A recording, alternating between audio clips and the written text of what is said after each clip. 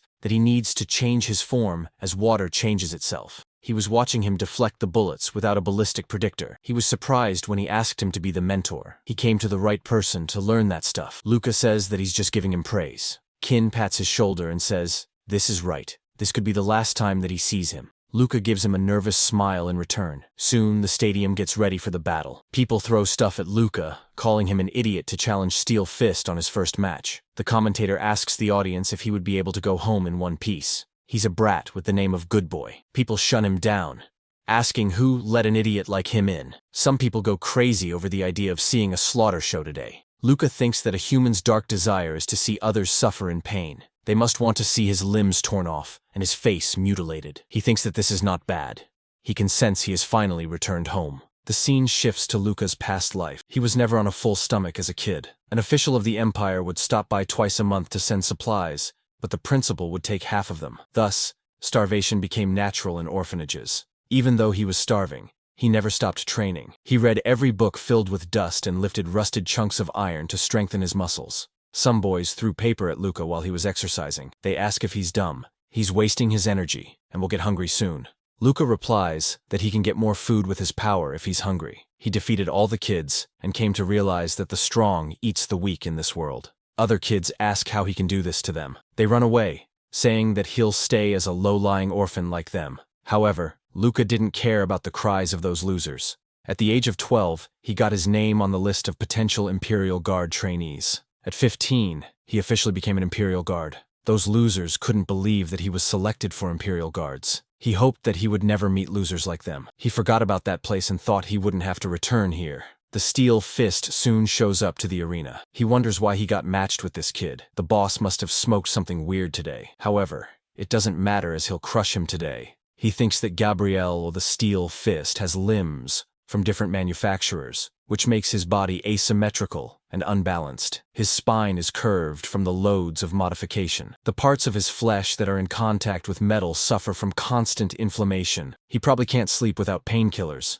However, he's powerful. He modified his body for the sole purpose of being stronger. Gabriel says that his face doesn't look bad and asks if he would like to serve him tonight. Luca replies that he'll indeed need a servant from now on, as he'll become crippled today. This greatly annoys Gabriel, and he says he'll bash his face into the ground until he becomes his servant. The boss, who's the commentator, says that the match will now begin. Will the boy be crushed or triumph today? Luca thinks that his body is modified solely for combat, while he's using non-combat parts.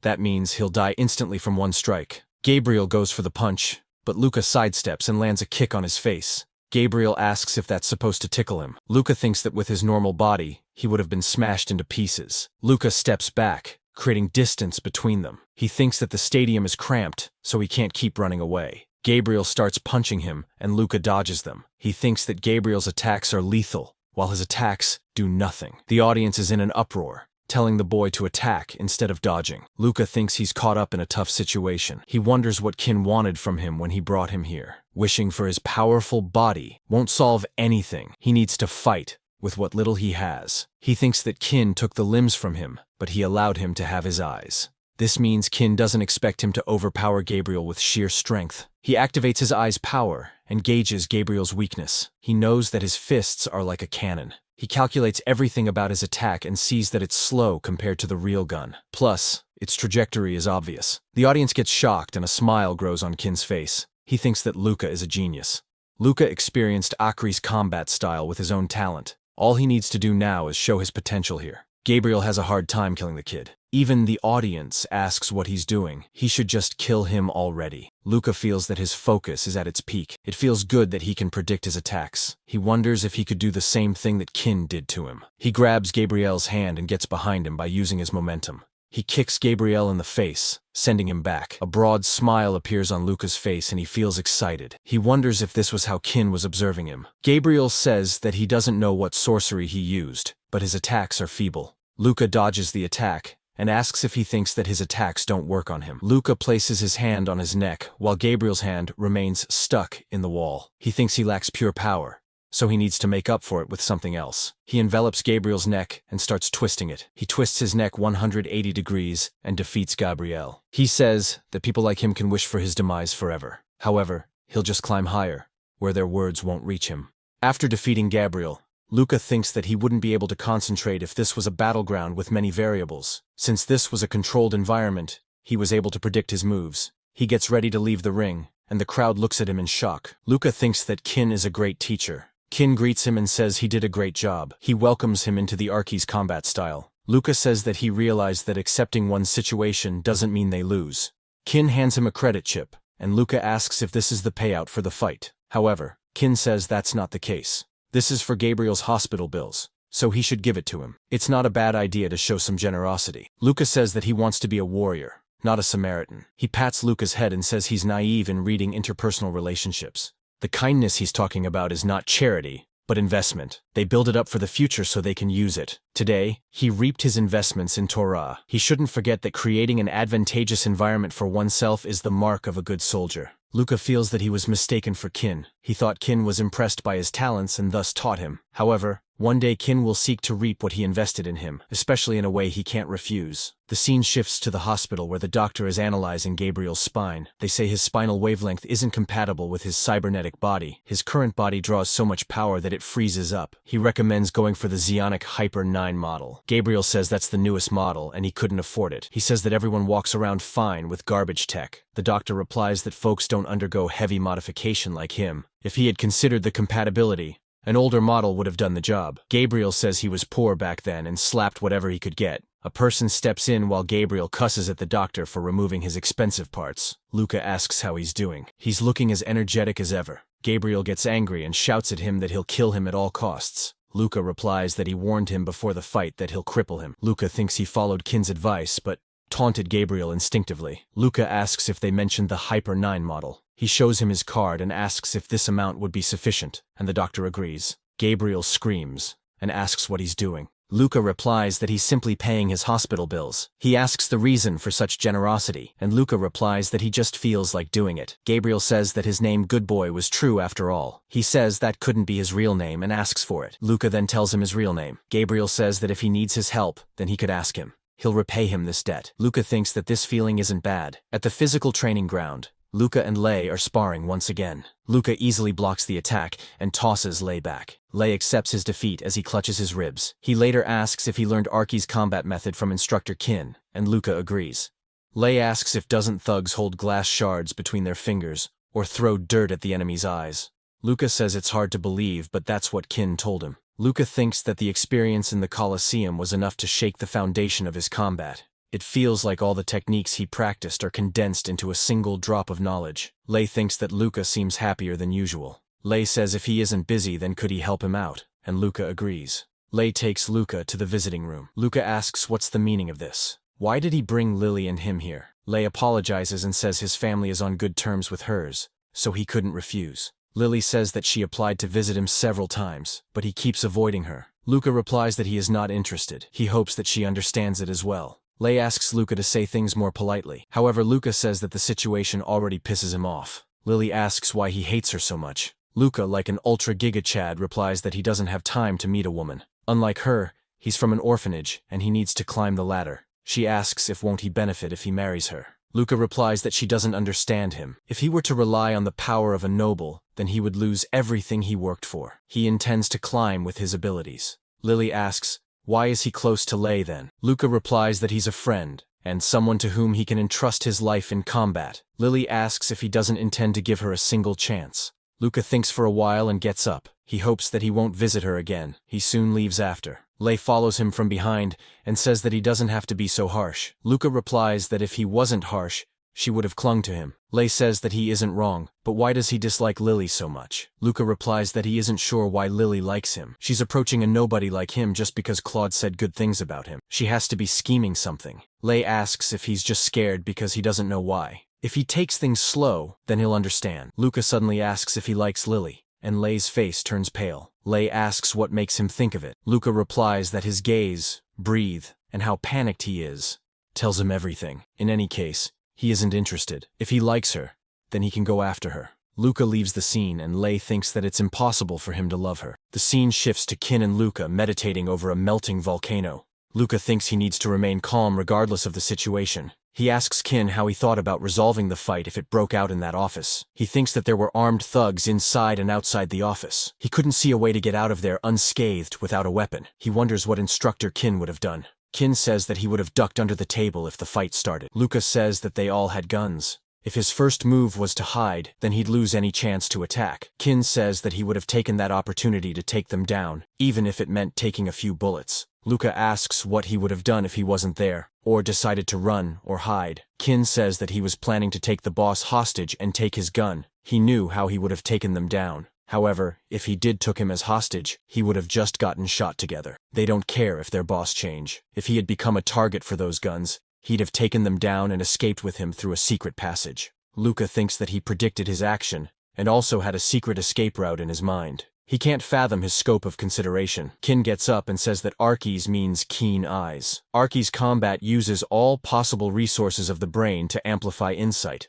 Luca asks if the problem was a side effect of pushing his brain to its limits. Luca suddenly comes to a realization and asks if he equips Legion, then he won't be able to use Archies combat. Kin replies that he's sharp. He thought it would take him months to figure that out. He'll be bestowed a Legion once he becomes an Imperial Guard. No one can wear Legion constantly. It's a cybernetic that utilizes high-bandwidth memory signals and requires all resources of the brain to use it. This means he won't have extra resources to spend on Archies combat with the Legion. Luca thinks that Kin hid this from him, knowing he would react to it. If he knew this was the case, then he wouldn't have learned it. Luca leaves and thanks him for all the teaching. Kin sighs and asks if this is how it all ends. He can come back when he changes his mind. Fast forward to 3 months later. Luca is called into the office by Chief Centurion, Heil. He says that he was quite busy, so he didn't have a chance to meet the trainees. He asks how he has been doing. Luca replies that he has been training on his own as he doesn't have missions assigned. Heil says that he won't receive any proper mission for a while. He's already good enough to act as a real force for them. He also heard that he has been interacting with Instructor Kin. Luca wonders if this is why he called him. The higher-ups would have probably figured out everything. His visit from the lower sector to participation in the Colosseum. Heil asks if he's training to use Archies combat. Luca replies that he's not training in it anymore. Heil guesses that he's the one who quit it. Luca says that Archies combat cannot be used with Legion, so it's meaningless for someone in the Imperial Guard. Heil is impressed that he figured that out already. Those who lack talent are thrown out by Kin. Those who have talent soon realize they have no reason to learn it. This is why Kin is a solo user of Archies combat in the Imperial Guard. Luca asks if he wants him to keep learning it then. Heil says that he wants him to be on good terms with Kin, so he should continue to learn it. This is an order he must follow. Luca wonders if Chief is wary of Kin. Why is he on such a high alert against a soldier who retired from combat? He can't ask questions here because his life could be put at risk if he knows the details. Luca replies that he'll continue to learn Archies combat, and Heil says he'll watch him closely. After all, he's the type to climb high. The scene shifts to the lower sector. Kin, while holding a toy, says that he didn't expect him to return so quickly, as he told him to come back any time, so he wouldn't ask any further questions.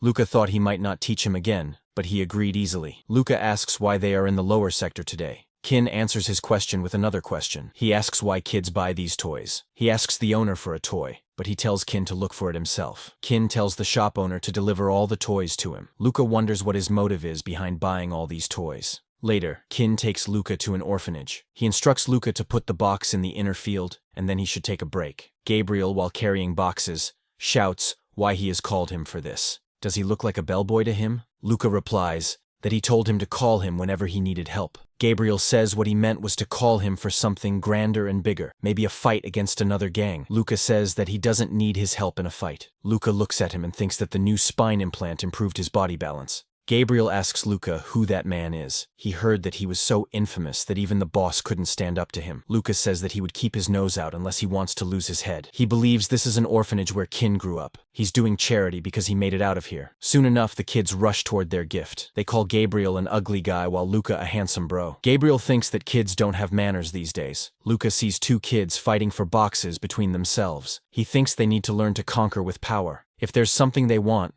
they need to strengthen themselves. This world isn't bountiful for everyone to be happy. Kin points behind and says they need to talk. He tells Luca that he stops at the lower sector from time to time. The principal smuggles out supplies sent for orphans as his pay isn't high. Luca asks if he grew up here. Kin says that he has forgotten such things. He just stops at nearby orphanages occasionally. He might have visited the one where he grew up. Luca thinks that Kin looks like a retired soldier. He wonders if his future will be like this too if he uses Arky's combat. Kin says that they will get to the point then. He asks who ordered him to come back to him. Was it Captain Heil? Luca tries to stay calm and asks what he means by that. He wonders how he knew that the orders came from Chief Heil. He wonders if Kin is truly dangerous, that Captain Heil is keeping an eye on him. He wonders if he might get eliminated now. Kin tells him to calm down if he wants to live. If he tries to attack him with strength, then it would be hard to restrain him without killing him.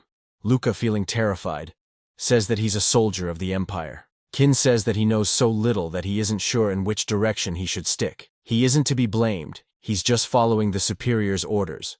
When he came to him first, did he think that he came of his own free will? When he performed the projectile trajectory manipulation, the higher-ups started making preparations. There was only one who could learn Arky's combat from him. He might think that he came on his own to get stronger, but it was all calculated by the Empire to meet him. Luca tells himself not to be swayed by Kin's words. He came to him of his own free will. Kin says that every man in this world is someone's slave. They either know it or don't. Kin says that he probably wants to run away from the truth as he's still young. He advises him to head back and report to Heil if he feels like it. Luca now remains with more questions than ever. Just like Kin said, Heil told him to continue learning Arky's combat. Luca starts questioning his ideology and tries to resist Kin's words. The scene shifts to the simulation training room. Luca is sitting alone on a bench. He curses himself for not reporting to Heil about what happened that day. If he did, then they would have made him go through a psychological exam. If he was found with a poor score, then they would have considered his ideology infected. The Empire doesn't forgive those with dangerous ideologies. In worst-case scenarios, he could be sent to the labor camps. He wonders if Kin planned it all so that he wouldn't be able to reveal this fact. Soon enough, Lei emerges out from a pod. He pants heavily after getting out of it. Suddenly, someone tosses a water bottle at him and he catches it. Luca says that he's glad to see him training. Lei replies that he's working hard after he lost to him. He asks if he came all the way here to cheer him. However, Luca says that he has a request. He asks if the prestigious families rigged the aptitude tests. Lei replies that it's a well-known secret. However, the unqualified don't make it past the training. Luca asks how they judge someone in psychological tests. If he knows the secret, then he wants to hear it. Lei says that it's dangerous to ask for that info. Luca says that there's no one here and he's doing this for the sake of the Empire. Lei says that he won't ask any further questions then. He tells him to create a simpler version of his ego and place his true beliefs somewhere else. Luca wonders what he means by that. It doesn't make sense. Lei says that people lose their memory or change personalities after trauma. In simple words, he needs to replicate that consciously, since the brain lives in a constant state of confusion, so he can keep the ego of a loyal soldier on the surface of his mind. He also did the same thing for 2 months and it worked perfectly. If he keeps it up for long, then he might forget his true identity. Luca thinks that he needs to pretend to be his past self, the one who didn't meet Lei and Kin. Lei advises him to be careful about what he's trying to do. Messing with the psychological exam is dangerous. Luca grows nervous as Lei rarely says those things. Suddenly, Luca gets a call from Kin, and he thinks it came at a bad time. Kin once again takes Luca to the lower sector. Kin says that today's mission will be simple. Luca thinks that Kin is still treating him the same way as he did earlier. It seems like that incident never happened at the orphanage. This makes him feel worse. Kin says that there are a lot of gang members inside this building and he has 20 seconds to take them all down. Luca understands his instruction and reaches for the door. He crushes the lock by force and enters the building. Inside, some people are playing cards while some are chilling. Luca enters the room and a man looks at him annoyingly. The man approaches Luca and asks what he wants. He doesn't look like a customer. Luca thinks that this idiot walked right up with a gun. Other than that, there are 3 armed thugs, and there's also a leader with scars on his face. He could sense that there's a person in the bathroom as well. The man points his gun at Luca and says that he wasn't planning to take on a kid's head in the morning. Luca punches him immediately and sends him into the air. Luca thinks that a lot of things are going on in his mind, and now he can finally let off some steam. The man gets impaled on the ceiling and he lets go of his gun. The other man pulls out their gun and gets ready to shoot. Luca takes hold of the falling gun and quickly dispatches all the lackeys. The leader also fires his gun, telling him to die. Luca dodges the shot and thinks that he has a shitty aim. He can't believe that trash like them is making a living by killing people. Luca points his gun at him and finishes him off. The person comes out of the bathroom and wonders what's going on. When he looks forward, he sees all his buddies dead. Luca points his gun at him and says that he would have knocked himself unconscious if he had been in his place. The man looks at the electric weapon he's holding and questions his life decisions. He decides that it's best to electrocute himself and does it. Luca thinks that he could still sense a presence in the washroom. When he enters inside, he sees a girl tied up in the corner. He gets agitated and calls them morons. Luca brings the girl out with him, and Kin congratulates him on finishing the job in 12 seconds.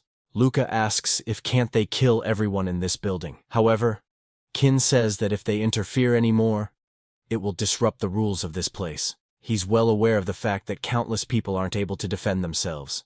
This woman suffered the same fate because she didn't possess the strength to defy them. Similarly, he struggled for power so that he didn't end up like her. Luca thinks that after saving the girl that day, Kin kept taking him to lower sectors and pushed him into fights without prior information. He believes that Kin was teaching him to adjust to any situations he was thrown into. Identifying opponent capabilities and interpreting the surroundings are the necessities of combat. Luca defeats all the men that he encounters each day. Luca and Kin then make a stop at the repair shop. The girl welcomes them and asks what they would like.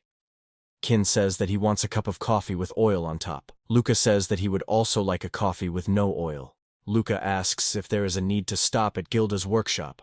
Kin replies that she's a woman that he saved. Doesn't he feel pride seeing her work hard? Luca explains that she was kidnapped and endured all sorts of horrible things for several months. But thankfully, her mind was intact, and she returned to everyday life. She was kidnapped because her friends stayed at her place when a gang was pursuing her. Kin says that Gilda is from an orphanage. She had talent in mechanical engineering as a child, so he funded her education. Luca asks if he's acquainted with her from the start. Suddenly, Gabriel comes in and asks if he comes here too. Good boy. Gabriel orders a beer, and Gilda suggests he pass on alcohol as he has strained his system from overworking. Luca thinks that Gabriel became her bodyguard after Kin introduced him to her. Luca tells Gabriel to listen to her mechanic, but Gabriel complains that it's only 1 beer. Gilda soon brings their order. Gabriel asks why they are poking beehives left and right. The gang boss is planning to make a move against them. If they proceed with that, then he isn't sure that he can protect Gilda. Kin tells him not to worry as they won't be able to come here for a while. Gilda asks how long and what exactly is he planning. Kin replies that it could be a couple of months or a few years. He doesn't know. Luca wonders if he won't be able to come to lower sectors then. He hopes this wouldn't be the last time he would see them. Even after such a terrible event, Gilda came to reality and began to work again. Gabriel still continues to take more risks while working in his field. He tells himself not to pity them. He thinks that not being able to come here is the best thing.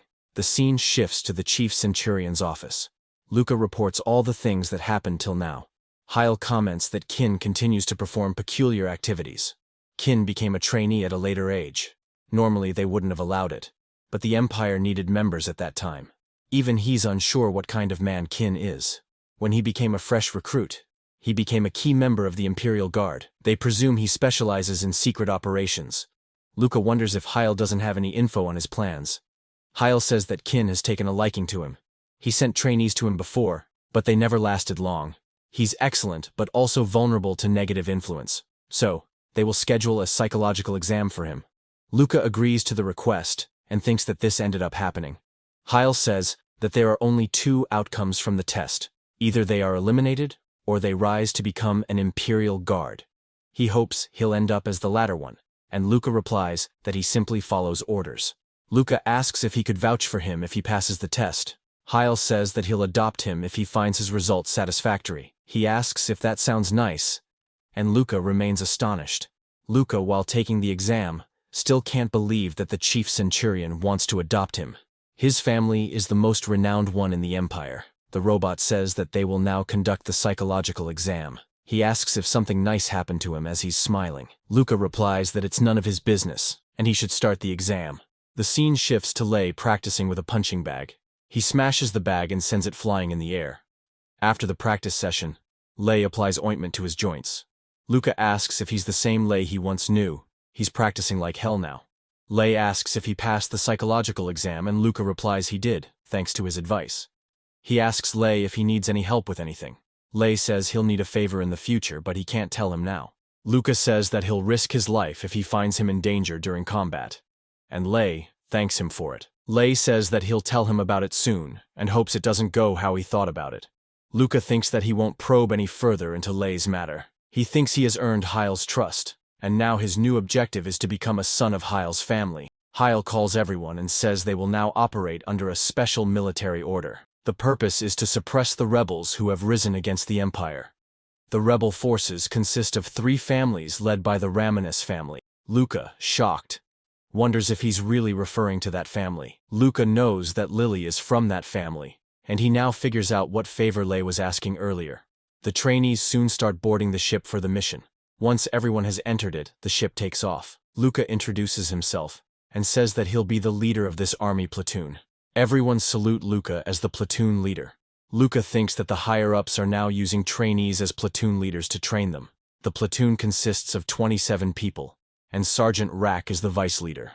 Luca thinks they are still inexperienced while their opponents are experienced veterans. He has to display his worth, otherwise they won't listen to a superior whom they can't trust. He thought of 2 actions. First was to leave things to Sergeant Rack. Even if he gives vague orders, he'll take care of it. However, Luca thinks that he'll go with the other method this time. He says that he's superior to them. So, they need to follow his orders, and any disobedience would be considered a punishable offense. He thinks that he needs to crush the resistance they have toward him with force.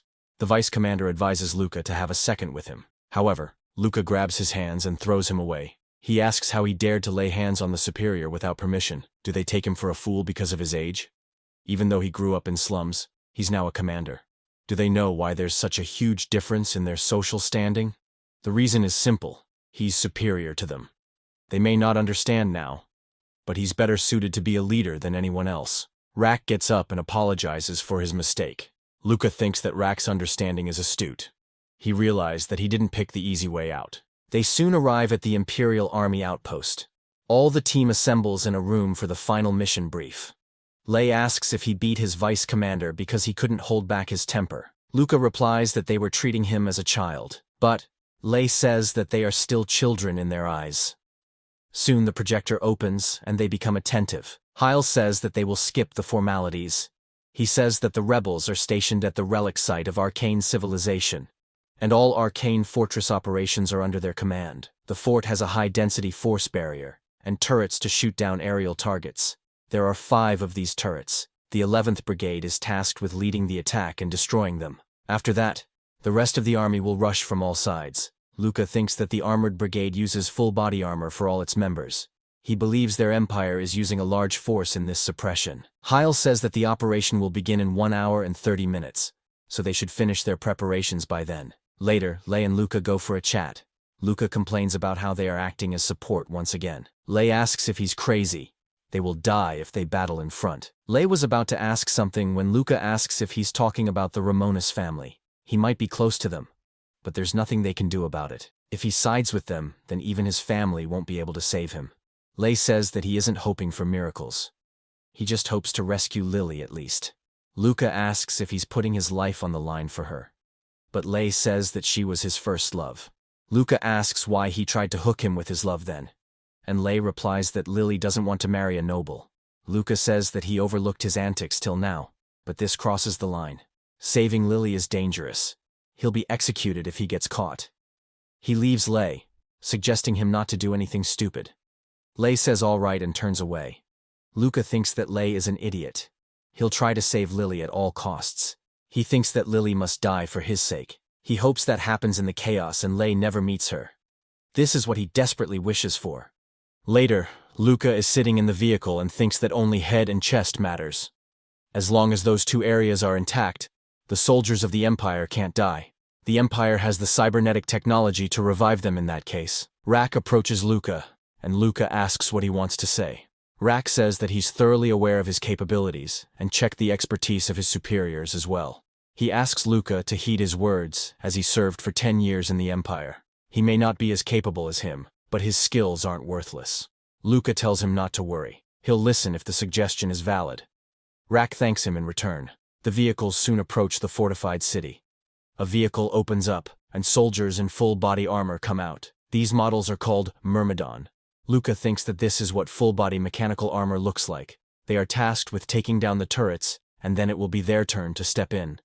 The soldiers charge up their booster and fly into the air. They all go straight for the fort. One soldier drops missiles while flying in the air. Another soldier dashes forward and strikes at the shield with his long spear.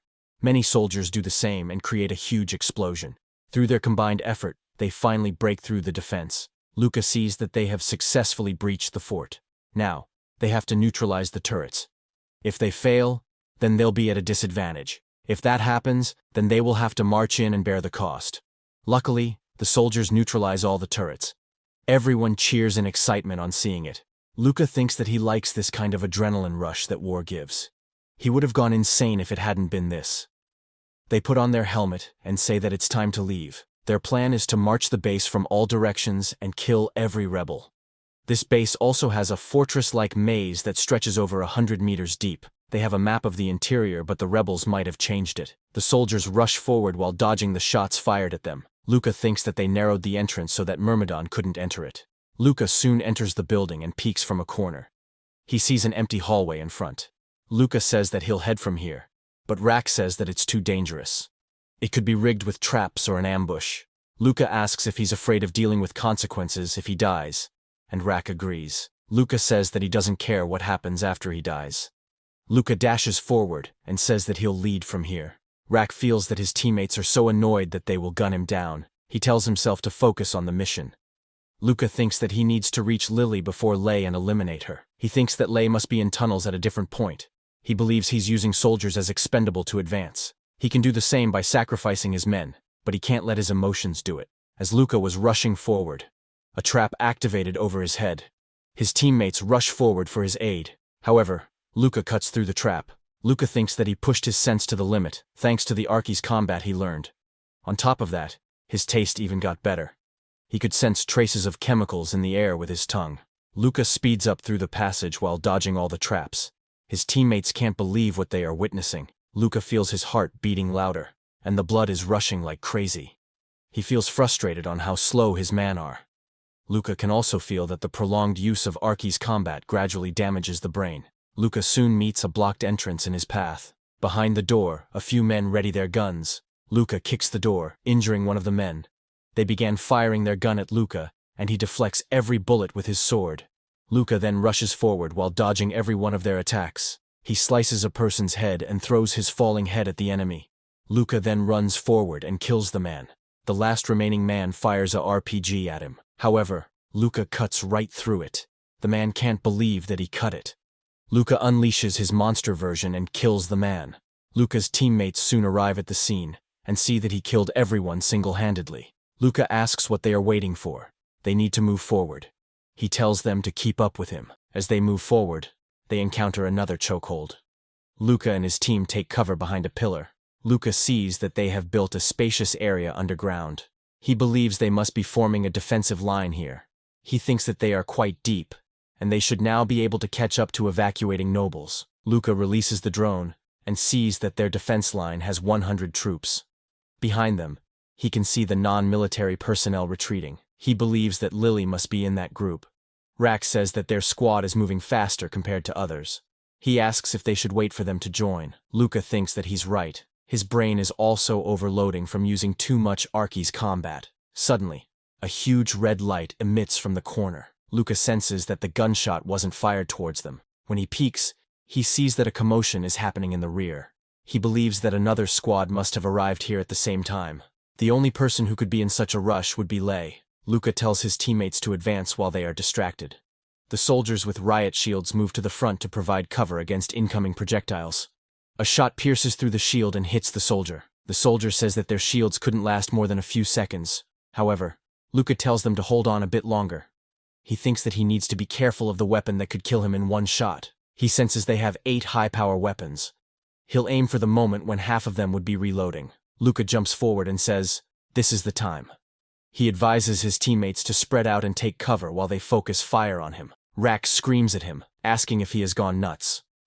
Luca shields himself against projectiles and thinks that he can disregard the handguns and rifles as they can't penetrate his limbs. He prepares his gun and thinks that he'll take out those weapons first that pose a threat to him. He blasts away the heavy weapon in the arms of the enemy.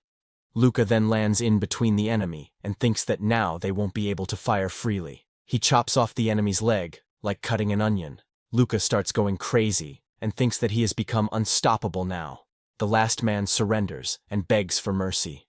Soon enough, they take everyone hostage. Luca tells Rack to restrain the rebels, and he agrees. Luca looks in front and sees some of Lei's team members' corpses. He thinks that these men were tasked with attacking the rear.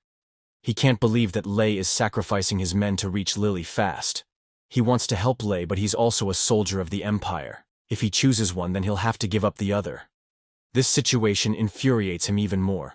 Luca thinks that he'll kill Lily on the spot. He can't have Lei become a traitor. He needs to follow him. Luca instructs Rack to continue arresting more enemies. Once they all regroup, he'll leave the decisions up to him. Rack replies that his combat today was beyond extraordinary. Luca replies that he doesn't want to hear empty praises. Rack says that he has a major flaw as a commander. Luca replies that if it weren't for him, they would have suffered heavy losses. Rack says that he never led his men once. He broke through the obstacles solely with his own capabilities. If he relies on such methods, then he won't be able to become a good commander. Luca angrily replies that he did this because they have inferior capabilities. They wouldn't be able to understand his commands properly. Rack says that a day will come when he will need the help of people weaker than him. He can't remain the strongest forever. Luca says, Yeah, I get it. I will keep that in mind. Luca leaves and says that he'll follow his words if he finds his current method wrong. Rack thinks that he has a big ego but is also open to flexible thinking. He wishes Luca good luck on his journey. Luca, while running forward, analyzes his surroundings. He thinks that these corpses are of nobles who picked up weapons to buy some time. He believes that most of the suppression forces must be wiping out rebels. Luca remembers his memory with Lei. He was the only one with whom he shared his deep thoughts. He thinks that Lei is now expending soldiers of the Empire for his own motives. An ordinary platoon would have never risked their men to chase the rebels. He wonders what Lei will do even if he gets her out. She's bound to die in the end. He understands that she's a woman that he loves, but there's no need for him to die for her. Suddenly, a decapitated head says that he's surrendering, and he's from the Ramones family. Luca says that he doesn't care about his surrender. He wants to know where Lily is. The man replies that he doesn't know which way she went. Luca thinks that he must be lying as his iris shifted to the side in a flash. Luca puts his thumb in his eye, and the man asks what he's doing. He surrendered already. Luca says that he's giving him a final chance. Where did Lily Ramones run off to? The man says that she probably went down. Luca asks about the way to get there, but the man doesn't know much about it. He asks if he saw a person named Lei, and the man replies that his current state is because of him. The man says that he is crazy. Even after surrendering, he killed them. Luca gets bored of his yapping and kills him. He thinks that it's better to kill him as he would have undergone torture anyway. He feels a lot of guilt about killing so many people. This is something he has never experienced before, and wonders if this is what the battlefield does to one's mind. As Luca makes his way forward, he hears gunshots and screams. He wonders what he'll do if Lei crosses the line. Luca thinks that he always felt paranoid when he hung out with Lei. He wonders what he'll do if Lei turns against the Empire. He believes he kept putting off that question for a long time, but he has to face it now. As Luca steps inside the room, he sees countless corpses around him. He sees Lei in front and calls out to him. Lei asks if he has finally come. Luca says that he has finally done it. He has led his men to their deaths to fulfill his selfish purpose. Luca notices that the head of the Ramenes family and Lily are here too. He asks Lei how he could do this for just a single damn woman. Lei unsheathes his sword and says that he can't overlook this incident. He tells Luca to draw his weapon. Luca pulls out his weapon and says that he'll knock some sense into him. He thinks that he could win against Lei if he doesn't make any major mistakes, but real combat has many variables. He can't take Lei down quickly, and this will allow Ramenes family to escape. The only way to knock some sense into him is to kill Lily. It doesn't matter if Lei will hate him later. Lei asks if he's planning to go all in, and he starts firing his weapon. Luca dashes towards the Ramenes family, and Lei follows from behind. Lei thinks that a single firearm is useless against him. Their trajectory prediction eyes see through all sorts of attacks. Luca pushes his suit to its limits and dashes faster. He tells Lei that he couldn't stop him with that sloppy shooting. The guards of Ramenes family aim their gun at Luca. Lei fires his gun at Luca and shouts at them to move out of there. Luca closes the distance and kills a guard. He then notices the bullet coming towards him and gets ready to defend himself. The shell hits Luca's arm, but he manages to defend himself. He then kills the remaining guard and proceeds forward. He soon reaches the Ramenes family and kills the head of the family by thrusting his sword through his head. He swings the sword once again and kills the female head this time. Luca thinks that now he only needs to kill Lily. He has plenty of time to kill her, even though Lei will restrain him soon. He thinks that Lily approached him with affection, but he won't be able to forget about her until he kills her. He dashes forward and says he'll give her a painless death. Suddenly, he sees Lily laughing and crying at the same time. While Luca was distracted, Lei slammed himself into him. Lei pins him to the ground with his sword almost at Luca's neck. Luca asks him if he saw her face. She thinks that it's hilarious that her family died. Lei says that this isn't very surprising as she's finally freed from her family. They treated her as nothing more than a tool for arranged marriages. Luca kicks Lei and asks what he's saying. As Lei struggles on the ground, Luca tells him not to be so defensive. He says that Lily is nothing but a traitor in the end. Lei says that he knows nothing about the Empire. The families that they mark as traitors never rebelled against them. It's just an excuse to wipe them out. Can't he see how clumsy their defense was? If they wanted to rise against the Empire, they would have involved other empires too. Luca thinks that Lei isn't wrong here. He feels that getting into the fortress was difficult, but everything went smoothly after. Considering how 3 noble families had plotted treason together, their forces were too small. He wonders how this will change the outcome. If this continues, Lei will end up dying with Lily. Lily says that her father wasn't innocent. Lei tries to stop her, but she says that his father hid the arcane relic he discovered. This is the reason that the Empire came after their family. She takes out the relic and says that they operated this ancient fortress with it. Luca asks why she's bringing up that now. Lily tells Luca that he didn't want to kill her because of guilt, but he was scared that Lei would hate him. He also knows that Lei can't live the life he wants in the Empire. However, there's a choice that could benefit all 3 of them. She says that they can activate the teleportation device located in the underground fortress with this relic. She asks him to help them break from the Empire's control. Luca stands still, questioning himself if he should take the offer or not. He asks more about the teleportation device, and she replies that they have one set up in the tunnels. It's an escape route made in case the fortress falls. If he wants to kill her, then he can. But she doesn't want Lei to die while protecting her either. If they can activate this relic, then both she and Lei can escape this empire. All he needs to do is report that he didn't see them. Luca asks if the Empire knows that such a device exists. Lily replies that only Ramenes family knows about it. If they use it and go underground, then they will be safe.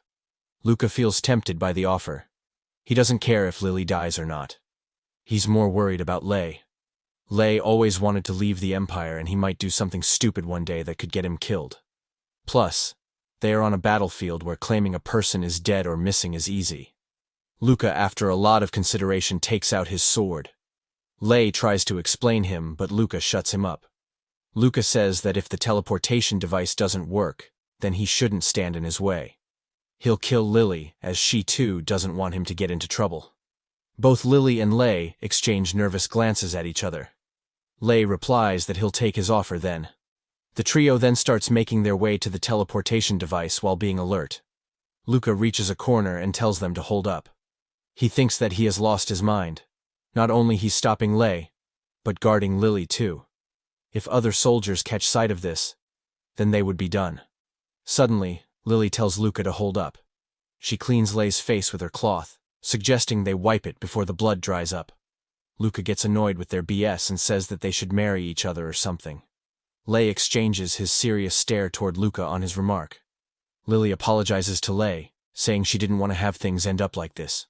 Lei says that it's all right. She taught him about the outside world. It was thanks to her that he was finally able to find the source of his frustration. If it wasn't for her, then he would have gone crazy a long time ago. It made him realize that he's not weird, but different. Luca thinks that Lily was the woman who fostered such ideas in Lei's mind. These thoughts spread like a disease between people, and eat up the empire from within. If these dangerous thoughts are allowed to spread, then the empire will fall. It's also possible that other empires may strike them before it. He doesn't wish for the empire's downfall. If he wants, then he could kill people who pose a threat to the empire. He clutches his fist and says that he's not a defector like Lei. Luca soon arrives at the designated area and breathes a sigh of relief. Lily and Lei also come in and relax a bit. Lily says that nobody would be able to find them here because this place is a maze. Her father didn't report anything despite having permission to study the ruins. He had ambitions far beyond his capacities when he figured out how to activate the fortress. Luca tells her to cut the crap and asks how long they have to go. Lily points ahead and says it's behind the corridor. She thanks Luca for helping them, but Luca says that he's just repaying the debt to Lei. If they meet next time, she'll be dead. Lily says that if she gets out of here, then she will go to the border city. They could meet there if they have to split up. He can join them if he's interested. However, Luca replies that he isn't interested. Luca places his hand on his head and feels exhausted. He thinks that helping Lei was a mistake he made in the heat of the moment. He also needs to report about this incident once things are over. The good thing is that the chief centurion holds him in a good light. Plus, only he's the one who can spy on Qin. As for Lei and Lily, they are just trainee and noble. He believes that the chief won't ask him many questions. They approach the corridor, and Luca tells them to be prepared. He believes it will be game over for Lily if the device isn't here. As Luca touches the button, he senses something ominous. He thinks he needs to find the source of the distress. Whatever that thing is, it lies beyond this door. He closes his eyes to block his other senses, and focuses on his scent. The first thing he smells is blood, and after that some oil and iron. He grits his teeth as he doesn't sense any human. Luca realizes that there are many Imperial guards beyond this door. He thinks that this is game over for them. He can handle one unarmed Imperial guard while risking his life. However, he can never win against 4 Imperial guards. The worst-case scenario would be if they capture Lily alive and torture her. Since she isn't trained like them, so she'll reveal everything. Things will be over for them if the higher-ups find out about their rebellious actions. He thought he could help them get out and let Lei live the life he wanted. But it was all fantasy. The only way out of this is to kill Lily. But what will he do if Lei loses his calm and attacks the Imperial Guard? The Imperial Guard soon senses someone behind the door. Luca thinks that their eyes have met and time is slipping away. The longer he hesitates, the more suspicious they'll grow. He turns around and thinks that it's now or never. Suddenly, someone shoots Lily in the head. The person turns out to be Lei, whom we never expected to pull the trigger on his lover. The Imperial Guards enter the hallway and see a dead noble, and Lei holding the gun. They ask Luca and Lei why they fired just now. Lei lowers his gun and says that he executed a hostage that they had no longer use for. The guard asks why he brought a rebel all the way here. He has to report everything that happened so far. They will then decide what to do with him. Lei replies that he understands, and the guard makes their way through Luca. Luca turns around and remains in utter shock. He can't believe that Lei really killed his love. He wonders what type of feelings Lei is going through. The scene shifts to the chief's office. He commends Luca on doing an excellent job, and Luca thanks him in return. Heil also says that Kodarak rated him highly. He specifically praised his combat skills, saying they were the best he had ever seen in his platoon. He also said that he lacks trust in his subordinates. He shouldn't worry much about it as he can learn it from Qin. The report also mentions that they took Lily as hostage, took her to the deepest part of the tunnels, and then executed her. Is there a reason as to why he chose her as their guide? Luca thinks that the time has come. He says that he and Lei plan to stop the escape of rebels by taking over the teleportation device. They believed Lily was the best choice for being the hostage as she was weak in combat. Heil says that it sounds logical, but he still has one question. Luca asks if it's about his relationship with Lily. Heil says that it's not just him, but Lei also has a strong connection with Lily. Luca replies that neither of them is foolish to ruin the mission over something trivial like that. To be honest, he wanted to offer Lily some hope that she would survive if she assisted them. Heil looks at him seriously, and Luca hopes that it's enough of an explanation. Heil chuckles and says that he must be tired by now. He says that they could leave things like this. Luca turns around and says he'll take his leave then. Heil stops him and says that he was surprised how Lei's squad was wiped out. It was surprising how Ramon's family had such exceptional abilities. Luca thinks that he shouldn't act surprised about this. He mentioned everything in the report already. Lei's platoon was eliminated by an ambush while pursuing the rebels. He wonders why Heil is asking him this suddenly. He feels he could break into a cold sweat at any moment. Luca says that he would have prevented his platoon from getting eliminated if he had been in Lei's place. He believes that the top seat of the whole platoon would be his now. Heil, while drinking his oiled coffee, says that he expects great things from him. Finally, Luca frees himself after reporting to the capital. He slept like a log in the train, as he didn't have any time to relax for the past few days. All the things about Lei, Lily, the arcane fortress, and the teleportation device kept rushing through his mind. He thinks that Lily wanted to go to the border city. However, she died before making it out of the Empire, and that too at the hands of the person whom she considered her knight in shining armor. At that time, he couldn't bear to look at Lei's face. He only killed Lily because he was there. Otherwise, he would have willingly met his end along with her. He apologizes for what happened to Lily, but he achieved his goal of saving Lei. Once they returned from the battle, they rested a bit. They were then awarded medals of honor based on their achievements. Out of all the Imperial Guard cadets, only Luca and Lei received those prestigious medals. Lei asks if isn't it ironic that he was awarded the medal.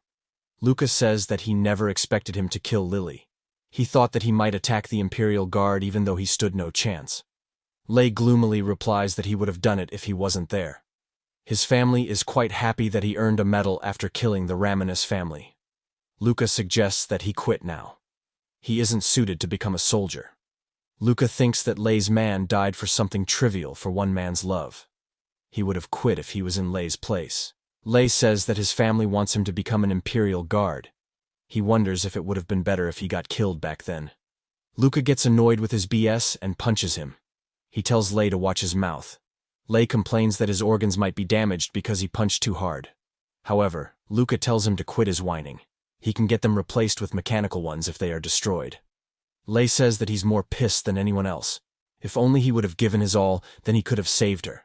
However, Luca says that nothing would have changed still. Lei slumps on the floor and wonders just what he has done. Luca decides it's best to remain silent at that time. Lei is not a cold-blooded murderer. He feels the guilt of killing his subordinates. Even though he did everything he could, he still wasn't able to save Lily. He feels that Lei will die here soon. Whether it be his mind or his life, he truly doesn't belong in this empire.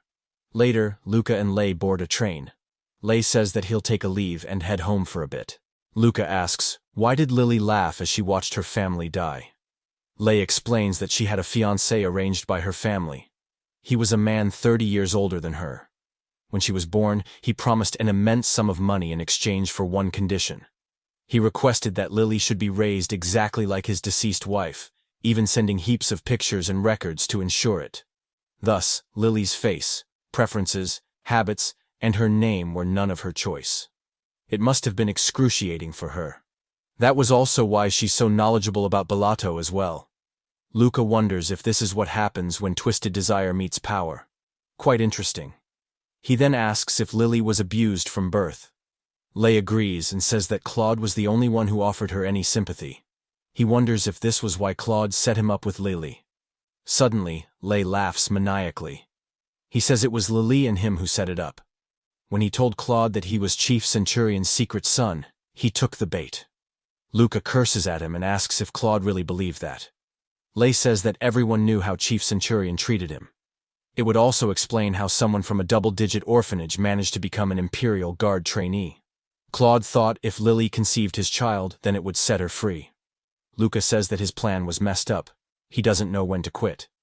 He thinks that Lei is his friend, but not a good man. He can deceive others if he wants. He killed his subordinates and lied to him.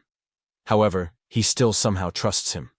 Luca says that he wants to hit him one more time, and Lei asks if he's serious. Later, Luca visits Qin, and he welcomes him as a war hero. Luca thinks that he periodically visited Qin to monitor him. He believes Qin knows as well that he's here because of the chief's order. Qin commends him on receiving the cross-sword medal. But Luca says that everyone gets their hands on it eventually. Compared to his extravagant achievements, Luca says that he heard from Chief Centurion that he knows about managing subordinates well. Qin chuckles and says that Heil is overestimating him. He says that he will give him a few pointers then. He asks if his men are not listening to his orders. However, Luca says that they are excellent soldiers of the Empire, willing to rush even into their deaths. Qin says that this means he's soft. Instead of utilizing his men, he chose to bear the risks himself. Luca asks, what's the problem with that? Qin says that there's no problem. However, the more he fights up in front, the heavier the burden on his brain becomes. Instead of expending his brain resources, he should have conserved it to protect his men. Luca asks if he's serious. Does he want him to use them instead? Qin says that he isn't suggesting that he should order his man to their deaths. He has to make his men choose it willingly. He opens a hologram and asks if he remembers Gilda and Gabriel. He saved Gilda from a gang while he covered medical expenses for Gabriel. He says that those two would be more than happy to help him. Luca says that it goes without saying as he has done something for them. Qin says that for them to throw away their lives for him, he'll have to form a deeper bond with them. Also, he must distance himself emotionally. If he gets too connected, then he'll hesitate to expend them. Luca says that it's something that he can't do. Qin says that's what he likes about him. The point is to be loved but don't love them back. That's the secret to maintaining an advantage in every human relationship. Luca asks what he should do if his mind can't handle sacrificing others. Things like guilt or conscience might hold him back. Qin tells him to get used to it. If not, then he won't be able to stand on top of others. Luca gets up and leaves. He says he'll be more proactive in sacrificing his men next time. Qin winks at him and says of course. The next day, Luca packs his bag and waits at a helipad. The reason he's here is because he was told to head to Krathia Academy. Heil says that he looks surprised. He says it'll be 2 months at most, and the experience will be good for him. It's tradition for them to send their best first, since Lei refused the offer, so they will send him there. Luca thinks that Lei isn't able to shake off his feelings. Heil says that he has never experienced the society of nobles. If he wants to become part of his family, then he must go there. Luca says that he would be happy to go there if that's the case. Heil says that he'll assign him a guide then. At present, Luca thinks that it's almost time to meet up. A modern helicopter lands on the HQ and the door opens. The guide asks what he's waiting for. He should hop in. Luca looks in utter shock at the modernized vehicle. The guide once again asks what he's waiting for. Luca enters it and sees the guide sitting in front. He introduces himself as Luca, an Imperial Guard trainee. The guide says that she already knows about him. And Luca becomes curious. He thinks that she's aggressive and has an arrogant demeanor. Plus, her body is not fully mechanized. He wonders if she's a noble around his age.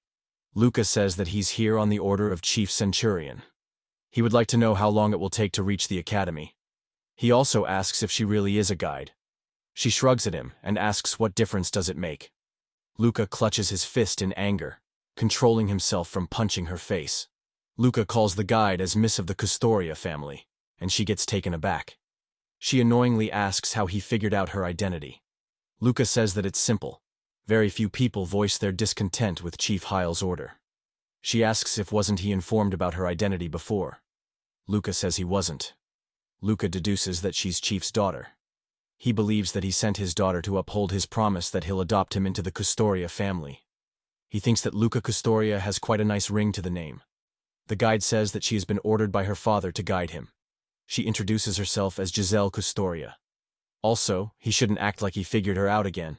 It irritates her. Luca thinks that Lily was really a saint in comparison to her. Luca apologizes for offending her. He wonders why he should bend to some noble. He didn't go through all that to suck up to some noble. He accepted this mission to escape that sort of life. Luca sighs and hopes Chief Centurion would understand this. Luca says that he would rather kill himself than suck up to someone who hates him. They'll do just as they are ordered. She'll guide her to there and he'll follow her. Giselle thinks that this bastard is getting on her nerves. She turns her face away in anger. Luca puts his arm on head and thinks this journey would be a pain in the ass. Soon, they reach the academy. Giselle takes Luca through the stairs and he follows her. Giselle says that he'll lead him to the dormitory where he would be staying. Once Luca reaches the top, he sees a tall statue in front. The statue reads, "To hail the Emperor, the guardian of humanity." Luca looks at the statue closely and wonders if he saw this in Solo Leveling. He thinks that he's just imagining things. He sets foot into the Krathia Academy, which he has seen so often in the media. The students of the academy look at the noble passing by. Giselle says that the identification color of students is violet with low saturation.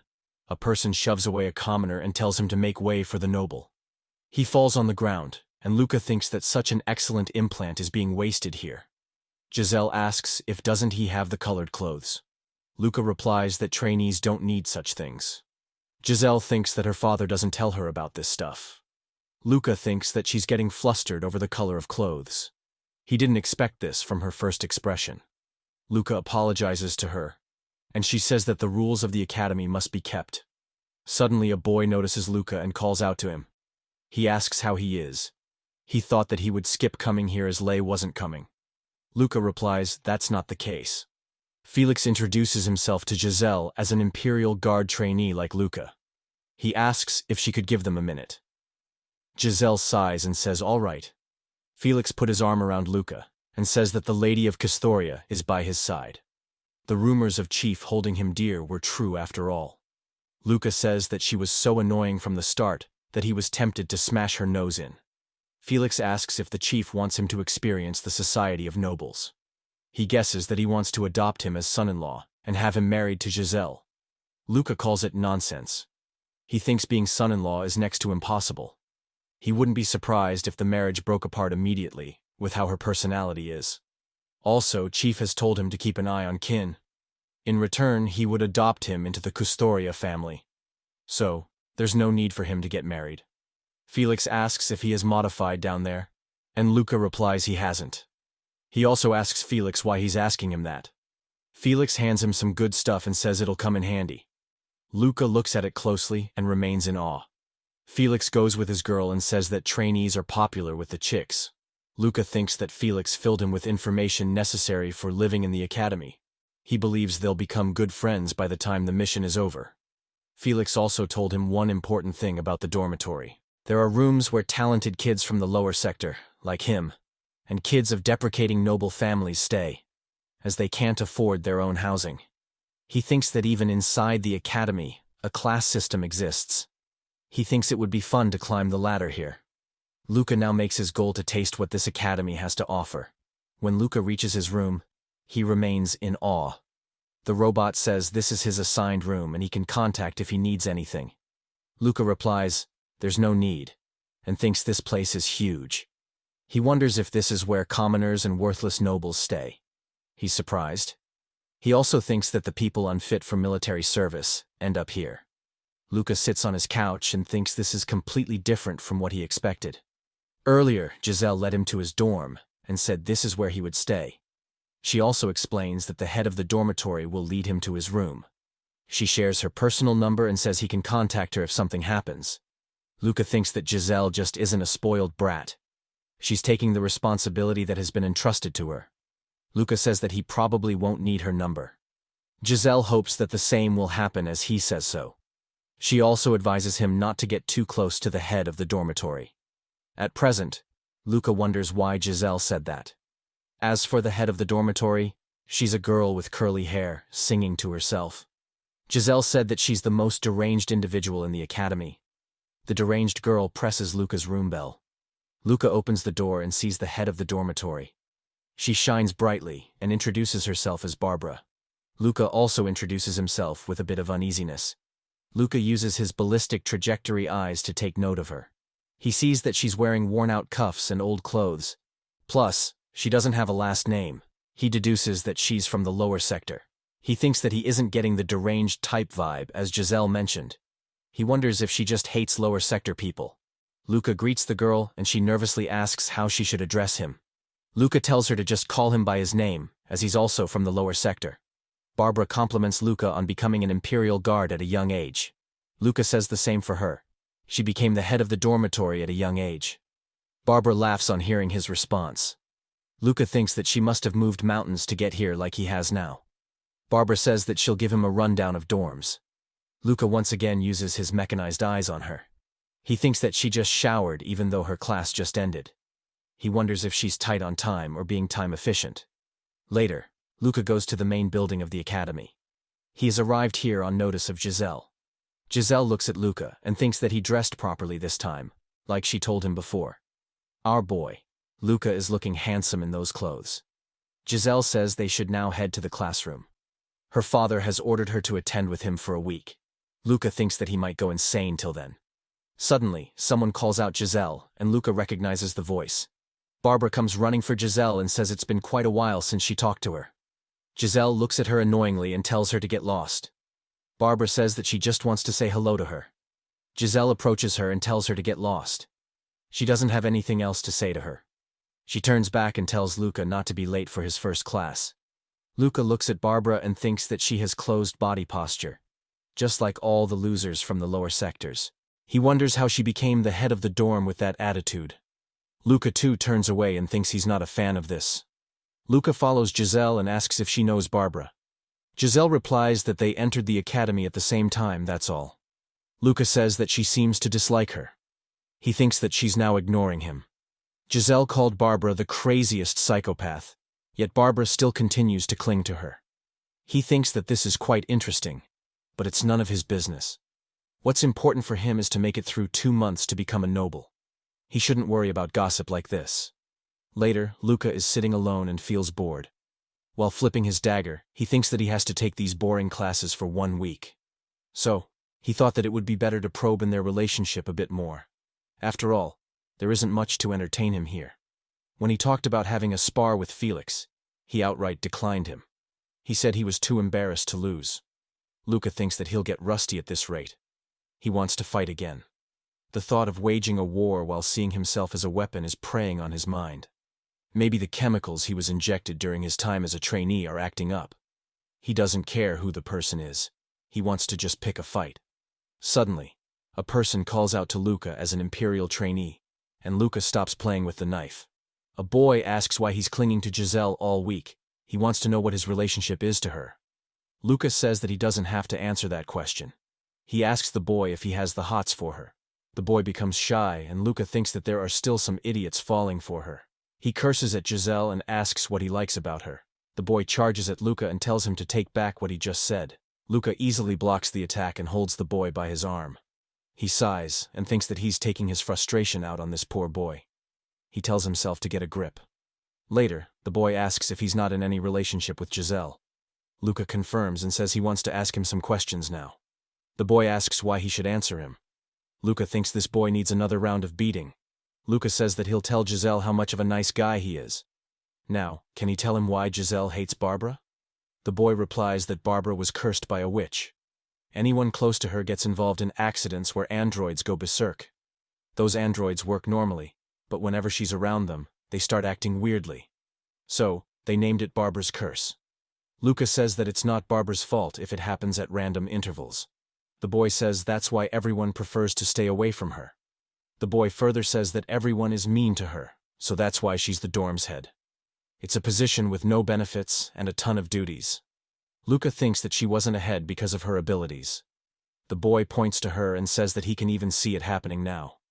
The girls throw water at Barbara, drenching her clothes and hair. The girl says that it slipped out of her hand.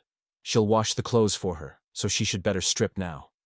Barbara replies that she's all right and will change in her room. The girl asks his friends if they heard her right. She refused her kindness. The girl orders her to strip and hand over her clothes. She'll return them in crisp and clean condition. Barbara hesitates for a moment, but decides to do it anyway. Luca sees everything unfold from the bench. He understands now as to why her hair was wet when she gave her the dorm tour. Luca juggles his knife and thinks that Barbara is in good luck today. He prepares to toss the knife and thinks that he was in a mood to pick a fight anyway. Luca throws the knife and it hits the glass the girl was holding. She shouts about what just happened. Luca tells them to cut it out and piss off. The girl asks if he knows who they are. Luca, like a gigachad, replies that he doesn't care if she's a woman. He'll hit them in the face if they keep harassing her. The girls leave annoyingly, and Luca overlooks them. Barbara calls out Luca and thanks him for the help. Luca, with ultimate seriousness, grins at her. He wonders if he would be attacked by those crazy androids now. Later, the boy drags Luca along with him and pants heavily. He asks Luca if he knows that the woman is Kaleso Kano. Luca thinks that he pulled him in such a hurry that he kept wondering what he was up to. Luca says that he knows who she is, a powerless family that won't cause them trouble. The boy says that it's just the front. Kano family runs a gang in the lower sector and makes money through illegal trade. They might be looking at his identity as they speak. Luca hopes they'll come at him then, as he's hell of a bored right now. The boy says that they go after whoever hurts their lady. Luca says that this is quite good information and he'll keep it in mind. Suddenly Giselle approaches Luca and grits her teeth when she sees a commoner along with him. Luca tells the boy to say hi to her, but the boy turns into a tomato on seeing her. The boy says that he's happy being an admirer from far. He tells Luca to put in a good word for him at least. The boy runs away, and Giselle asks if he already made a friend. Luca says he did by chance and says this kid is nice and kind. Giselle asks if he thinks about him like that. However, he gives her creeps as she feels he's always lurking somewhere near her. Luca apologizes to the boy in his mind, thinking that he has no chance to be with her. The scene shifts to the dean's office where Luca is called. He asks if he threw a knife at a student. Even though it's a pocket knife, it could easily stir up troubles. He knows that this place is suffocating for him, so he should take it easy. Luca says that he will. He also thinks that Dean is letting him off the hook because he's an Imperial trainee. The Dean says that children don't come here to learn fighting. So, he's like a wolf thrown into a herd of docile sheep. Luca replies that they act like they want to get bitten by him. On hearing Luca's response, the Dean chuckles. He sighs and says academy graduates become elite bureaucrats and have soldiers like them wrapped around their finger. He might see them as sheep, but among them are monsters wearing sheep's clothing. He should better keep this in his mind now. Luca takes the knife and says he'll be careful from next time. Once Luca exits the office, he thinks that he isn't interested in chasing monsters. He smirks and says he's after a witch's curse. At night, Luca trudges the path behind the gym. He thinks that the curfew for dorms has long passed, and the news that he saved Barbara must have spread by now. If the rumors were true, then it's about time that the curse kicks in, and those androids will now attack him. Suddenly, a person steps in front of Luca. The man asks if he's the cadet Luca. Luca thinks that he was on his way to fighting androids, but got caught by small fries. Luca asks if he has business with him. The man replies that they are from the Kano family and want to have a payback for their losses. He won't report to his superior that he got beaten by a student. After all, he's an amazing Imperial guard. Luca thinks that these morons are fools. They think that they'll land a hit on him. The man says that he'll give him one chance. He should go to Miss Kano, get on his knees, and apologize. Luca also gives them an offer. They can walk out of here with their limbs intact because he won't lose to children who have never set foot on the battlefield. The man's eye turns green in anger as Luca taunts him more. The man rips off his clothes, revealing prosthetic arms and legs. He charges at Luca, but Luca stays cool. He thinks that this guy is using a high-powered prosthetic, which isn't suited for him. The man tells Luca to dodge this if he can. Luca uses his trajectory eyes and sees through every move. Suddenly, the man stops his attack midway. A red light flashes in the forest and everyone looks at it. An android comes out with wobbling limbs. He asks if they need his help. The man scolds his teammate for not researching this area well. How could there be an android? The girl replies that she thoroughly checked everything before coming here. The man points to Luca and says he's sparing him today because this tin can showed up. They'll arrange another day to finish their greetings. He further talks about not fighting in front of an android. The girls say that this tin can has impeccable timing. The android once again asks if they need his help. The girl kicks at the android and tells him to get lost. The android gets back and says that's not possible. He starts malfunctioning, and the girl wonders what is happening to him. Suddenly, the android kills the girl, and her blood splatters all around. Her blood spread on her teammate, and he remains stunned. The man who was boasting confidence becomes a scared little rat. The android then jumps up and goes for the man. The man senses that his doom is near. However, Luca kicks the android face, thus saving the man's life. The android stumbles back, but it's still functioning. He looks with his fierce one eye at Luca. The man shouts that Barbara's curse is true. This is his first time seeing it.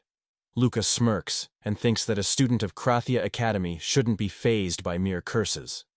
Luca approaches the android and analyzes that the android is using maximum output, which will only last a few minutes. It must have calculated that it needs to use his full energy to fight him. He believes that this android didn't go berserk from just a simple malfunction, but rather, it's the work of a human. Luca chuckles and thinks this will provide him with a good warm-up. The android once again dashes toward Luca, and Luca easily evades the strike. He thinks that it was a clean chop, despite being a reckless one. He wonders if this android is using a high-quality battle program. If he gets hit by one of his metal claws, then he would end up in the hospital for a while. Luca dodges all the attacks and thinks this isn't much thrilling. He needs more, something that sets his dopamine on fire. Luca kicks the android, sending it a few feet back. The android charges once again, and Luca hopes that he will surpass his expectation. He tosses a knife into the air, and the android looks toward it. The android soon realizes that it's a decoy and faces toward Luca. However, Luca gets over him and says that he's disappointing. He crushes the android's arms and says he will remain average if he keeps getting distracted by things around him. The android malfunctions and requests backup. Luca then asks the man if he's still itching to fight him to the end. How about they get started, as he has done warming up now? However, the man runs away in the woods. Luca thinks that this guy is such a loser. Suddenly, spaceships show up, pointing lights at Luca. Later, Luca is sitting on a bench and ponders about something. He thinks that the security forces requested his help in the investigation after the incident. The head of security forces said that the culprit must be in the academy, and they must track the person down. Luca says that he mentioned the culprit to be among the nobles. Could that person be from lower sectors by any chance? The head replies that it's not possible. They can't get through firewalls and enter the academy's closed network. Luca asks why they think of him suited for this investigation. The head replies that he's exceptional in using Archi's combat. This allows him to have exceptional insight, so he would be able to hold the role of investigator properly. Luca wonders how he knows that he uses Archi's combat. The head says that he must be confused by now. He informs Luca that people using Archi's combat are recorded on a separate list. That's why they pay special attention to people like him. Luca wonders just who Kin is, what his past was. Suddenly, Giselle rushes to Luca, showing concern. She told Barbara not to approach him, but she still did. Luca says that he couldn't stand back and watch a group of people pick on a single individual. Giselle asks if he's insane and inquires if he'll fight again. Luca replies that he has no other choice. Giselle bites her nail as she tries to come up with a solution. She talks about meeting Kano and asking her to come to an agreement. Kano might compromise if she talks to her. Luca stays calm and wonders why she's trying to mediate this situation. Luca deduces that Kano is nothing in front of Giselle, just a play toy dancing on her hands. Luca tells her not to worry, and says he'll meet Kano himself. He doesn't want to buy the attention of the chief. Luca smirks as he wants to check something out too. Later, Luca shows up to Kano's room. Kano says that Barbara hit her BF first. Luca says that the things seem to be the other way around. Didn't she send her BF to Barbara on purpose? Kano remains shocked on hearing Luca say the truth. He asks how she could disagree after what happened yesterday night. He shows her the clip he recorded yesterday. The clip shows her BF talking about getting revenge on behalf of Kano. Luca further asks if didn't she need an excuse to mess with Barbara. Kano slams the table and tells him to shut up. She insists that she didn't do anything wrong. Giselle sighs and tells her to calm down. Kano tries saying something, but Giselle says that it's enough.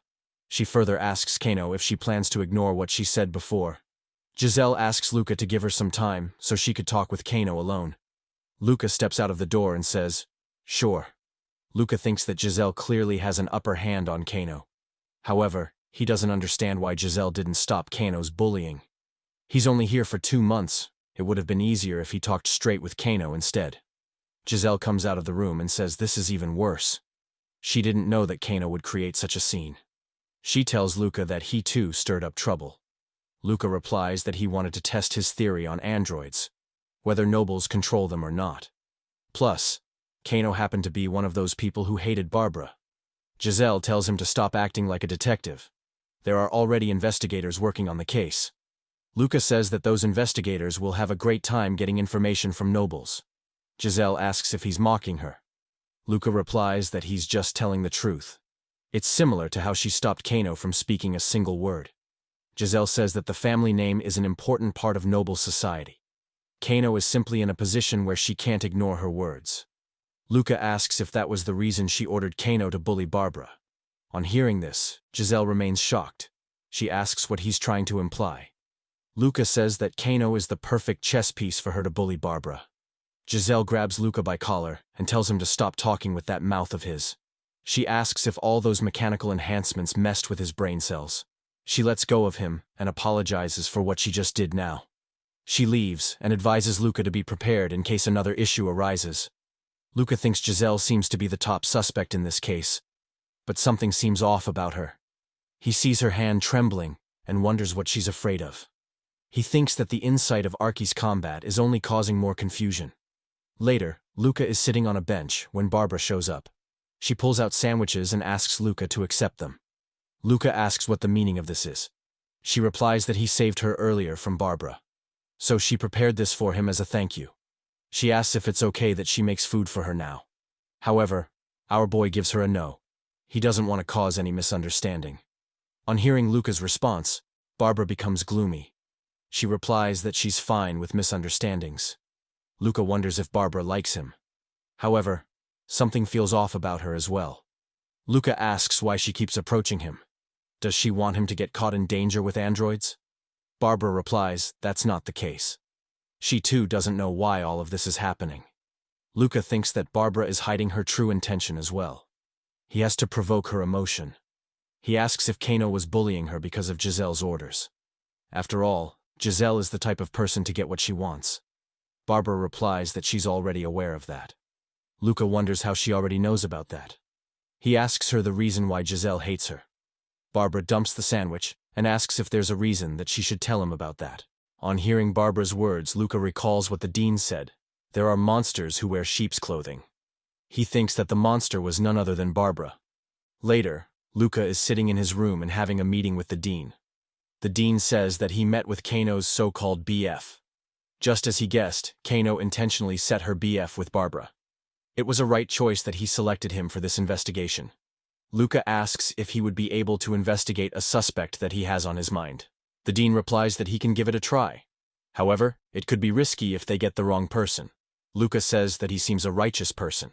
The dean says that's not the case. He wants to chain up the bastard who thinks they can get away with this. Luca asks if he has investigated Barbara. Dean asks if he's still suspicious of her. Like he said, she's from the lower sector and a student. She can't break through the academy firewall and access the androids. However, the same can't be said for the nobles. They could have interfered with the manufacturing or distribution of androids. There have been cases where they were brought by money and power. Dean also gives him a piece of crucial information. He says that Barbara is sponsored by Custoria family. Luca says that it sounds useful enough and will think about it. Luca sighs after the meeting and thinks that the pieces are coming close, but they aren't together. If he could torture Barbara, then things would have been easier. Left with no better option, he decides to talk to Giselle. Later, Luca visits the place where Giselle is working.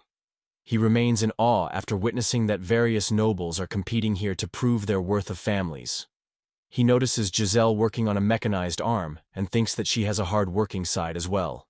He thinks it's not bad considering how much of a nuisance she was when he first met her.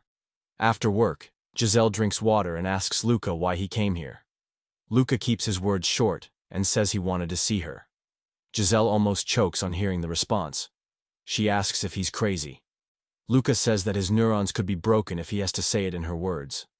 Giselle says that he's always like that and tells him to get to the point. Luca looks to his left and right and sees no one around. He tells her not to lie or hide the truth from him. Giselle asks if he's going to play detective. Luca replies that he has been officially assigned to assist in the investigation. Giselle reminds him that she's the daughter of Chief Centurion. Luca says it doesn't matter. He found out that the Custoria family was sponsoring Barbara.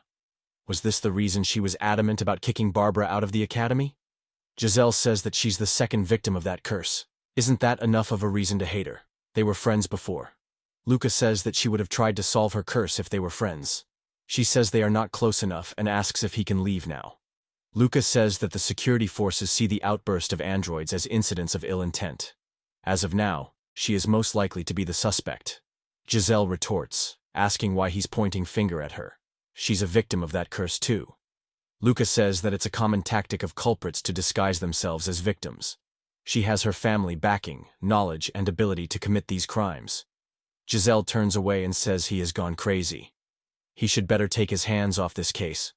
Luca tells her to calm down as he doesn't suspect her. If she knows anything, then she should let him know. Suddenly, Luca senses someone near the door. Barbara shows up and tells Luca that she was looking for him. He wasn't in her usual spot, so she got worried. Luca wonders how she located him. Plus, he didn't sense anyone following him. He wonders if he missed something crucial. He looks at Barbara's smiling face and can't believe this is the face of a person getting bullied. Plus, she's acting like this in front of Giselle. 10 minutes of torture is all he needs to get everything out of her. But he can't do it. He wants to grab her neck and slam her against the wall. He tells her to drop the smile as she's creeping him out. Barbara asks why he's saying stuff like that. She likes him as he saved her from Kano before. If there's a misunderstanding, then they could talk it out. Luca grabs a wardrobe and throws it near Barbara. Giselle asks what he's doing suddenly. Luca says that he was trying to kill his boredom just now, but now he'll go all out. He tells Barbara that she took him for a fool. Barbara acts like crying and sobbing. However, she's perfectly fine. She says she has no clue to what he's saying. Giselle looks at those eyes, and it freaks her out. Barbara walks past Giselle while humming to herself. She puts down the food on the table and says she'll leave it here for him to enjoy. She then starts heading out. Before leaving, she places her hand on Giselle. She caresses her and says it's nice to meet her. She acts like devouring her and soon leaves away. This leaves Giselle in utter shock and Luca in utter confusion. Giselle slumps down on the ground, and Luca wonders what that was. He thinks that he now understands it all. Who's the real culprit, and what their relationship with Innocent is. Luca calls out to Giselle, and she tells him not to ask her anything. She tells him to just spend his time quietly at the academy. The next day, Luca tries calling Giselle's number. However, she doesn't pick it up. He thinks that she has been avoiding him since yesterday's incident. He also reported the incident to Chief Heil since it had grown outside his level of authority. However, he gave him an unexpected answer. Heil said that he would leave things to his judgment. Luca thinks that the Imperial Guards usually solve things instantly, and wonders if Heil is observing him. He thinks that his role as an Imperial Guard trainee is to follow the higher-ups' orders. He believes they are drawing a bigger picture above his head. He thinks that this is quite a pain as Giselle is not picking up his phone. He knows that the real culprit is Barbara. However, someone from the lower sectors can't mess with androids. He wonders how Barbara got control of the androids. Luca goes through what has happened till now. He thinks it would be a pain in the ass if his predictions are correct. He has to meet Giselle to confirm things. Suddenly, the boy from earlier rushes to Luca and asks if he put in a good word for him in front of Giselle. Luca replies, "Of course he did," and gets a brilliant idea on seeing him. He advises the boy to propose to Giselle, and the boy does as he was told. He comes with a bouquet and Luca hides behind a wall. He hears Giselle asking the boy if this is the reason he called her here. She tells him that she's not interested. More so, he makes her feel uncomfortable. So, he should stop following her around. The boy hopes gets hopelessly crushed on hearing those words. He runs faster than Usain Bolt after getting rejected. Luca apologizes to the boy and thinks about helping him out after this. Luca comes out of his hiding and calls out to Giselle. Giselle says that it was no surprise that something was fishy with him. She says she won't accept this anymore and will tell her father about his insolence. Luca replies it won't work because he has already reported to Chief Heil about her involvement in the situation. Giselle asks if he told her father, and just how much he said. Luca replies he has no reason to tell her about that. Giselle turns away and starts trembling. She thinks that her reputation and standing in the family will now decline. Everything she worked so hard for is gone in minutes. She clutches Luca's shirt and says he's the reason for all of this. If only he wouldn't have come here, nothing like this would have happened. Luca says that it's not too late, and she can tell him everything. He'll do his best to help her. Giselle asks what a mere trainee could do. Luca asks what her response would be if he was to join the Custoria family. Giselle asks what he's talking about. Luca asks if doesn't she find it strange that she's being asked to act as his guide. Luca says that he's a genius who's born once every few years and has received a Medal of Honor. Plus, Chief Centurion thinks of him favorably. If he were to join the Custoria family, his influence would be significant as well. So, she can tell him her problems, and he'll do his best to help her. Giselle asks if that's true, and Luca says that he'll have a higher success rate to be adopted if he solves this case. So, they should cooperate to reach the same goal. Giselle understands what he means and feels a bit relaxed. She stumbles backward and Luca catches her. Giselle says that she's the one who controlled those androids and created Barbara's curse. Luca and Giselle take a seat in the park to talk for a while. Giselle says that Barbara was her first friend. She was the only one she could trust. Luca thinks that Giselle wasn't cold from the start. He believes the situation pushed her to the point. Giselle says that everything started with jealousy. A boy started approaching Barbara because she was quite popular back then. She didn't want to lose her only friend to a guy. So she thought about messing with that boy. To do so, she made a robot disguised as an android. Luca thinks that Giselle was quite immature back then to chase away a boy with a robot. Giselle says that her prank led to severe consequences. The boy tripped on the stairs and got his head seriously injured. He quit the academy due to trauma, and she discarded the robot. Soon enough, the investigation began, and Barbara realized that it was her doing before anyone else. At that moment, Barbara gave her an option to become a victim, so that she wouldn't be suspected. Luca asks if that was the reason she made herself the second victim of the curse. Giselle agrees, and says that she placed the chips inside the androids given by Barbara. She didn't know how it worked, but when androids came to her, they went haywire. That's when she became the second victim. Luca asks if that's when Barbara's curse started. Giselle agrees, and says Barbara also started acting strangely at that time too. She began making demands to her like isolating her completely from everyone, and that victims were regularly needed to be killed. Luca thinks that Barbara tricked Giselle into escalating a situation which could have been resolved quietly. He believes Barbara intended to use Giselle as a puppet. Suddenly, Giselle's eyes display a lot of messages. Barbara hacks into it and keeps repeating that she told their secret to a man. Barbara calls her a lovely traitor. Luca sees something weird happening with Giselle and wonders if her device got hacked. It has high security, so it shouldn't have been possible. Luca feels that he has to get out of here right now. He could also hear noise that's not similar to Giselle's device. A drone points its gun at them, and Luca saves Giselle just in time, but takes the shot onto himself. He quickly dashes forward and gets behind a pillar for cover. He clicks his tongue and takes off his jacket. He tears it apart and uses it to cover his wound. He believes this would temporarily stop his bleeding. He knows that the gunshot was from a drone. He can take care of it if he moves at a high speed, but it might worsen his wounds. All he has right now is a pocket knife. Also, no one would have heard the sound as the drone used a silencer. He thinks that he'll smash that damn bitch nose when he finds her. Soon enough, Giselle comes back to her senses after going through sharp pain in her head. She looks at Luca and sees that he has been shot in the gut. She becomes worried about him and asks if the Imperial Guards don't feel pain from getting shot. Luca annoyingly replies that it hurts like hell. He's still human after all. The drone once again starts shooting at them, and Giselle covers her ears from all the noise. Luca thinks that this situation is troublesome. If he could locate the location of the drone, then he could easily deal with it. Luca quickly thinks of what resources they have and what the best possible thing he can do. He calls out to Giselle while she was trembling in fear. He asks if she has a mirror on her. Luca gets the mirror and uses it to scout the drone's location. He finally spots it roaming in the place. Luca then quickly dashes out of the cover and thinks that he has got it now. He throws his knife at the drone, and it causes an explosion in it. The drone goes haywire and starts firing randomly everywhere, and Luca quickly ducks back into cover. Suddenly, Luca feels something weird happening with his trajectory eye. He wonders what's wrong with it. He asks Giselle if her comms are working. Barbara keeps calling out for Giselle in the comms, and Giselle tells Luca that her internet channels are malfunctioning. Barbara tells Giselle that she tried to protect her. So why did she betray her? She also loves Luca a lot. Luca grabs Giselle's communication device and brings it closer to his ears. He hears Barbara talking badly to Giselle, and Luca decides to break the comms device. Giselle begins crying on hearing it, and Luca tells her that there's no point in listening to that crazy bish rambling about it.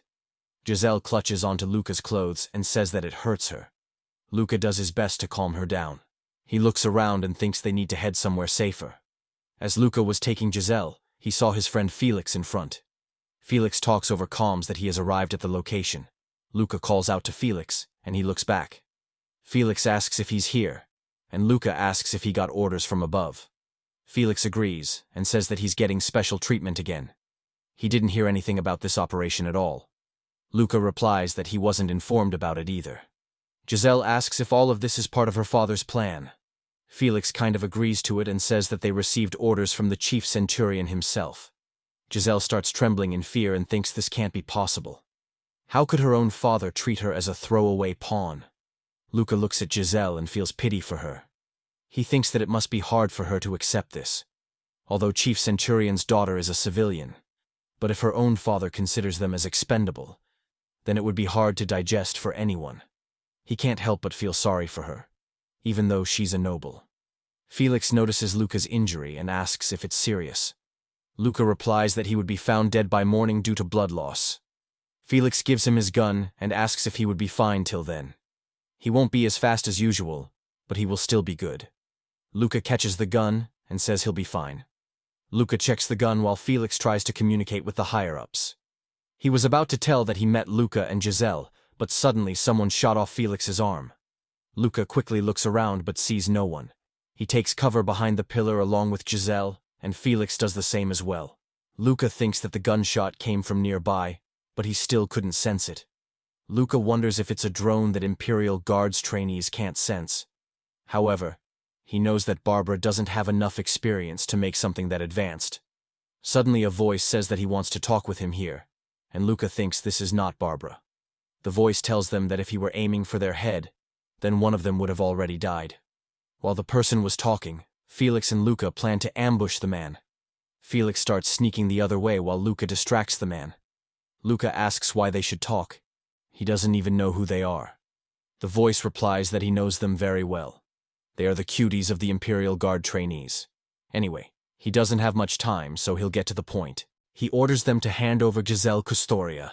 On hearing those words, Giselle becomes terrified. Luca asks why they should hand her. Does he want to ransom her off? The person replies that their princess wants to have that girl. It's not his way to do things like this, but their princess isn't budging from her request. He was hoping at least one of them would be able to understand. Luca comes out of the cover with the gun and thinks that the person caught Felix. Luca looks ahead and sees Felix being held in the air by something invisible. The person turns off the stealth suit, and Luca sees the man. The person is using a high-tech armor that Luca didn't know of. He uses his advanced AI to scan the surroundings, but he doesn't see anything. Luca quickly hides back in the cover and starts getting terrified. He thinks that he's using a combat armor that can disguise itself easily. It was no wonder that they weren't able to sense it. He thinks this might be rough if he faces him. Suddenly, Giselle holds Luca's arm and tries to stop him.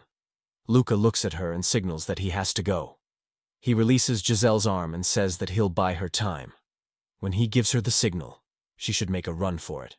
Giselle tries saying something but stutters in between. Luca covers her mouth and says they don't have time to argue about this. She should do just as he says. Luca starts the countdown, and they both become serious.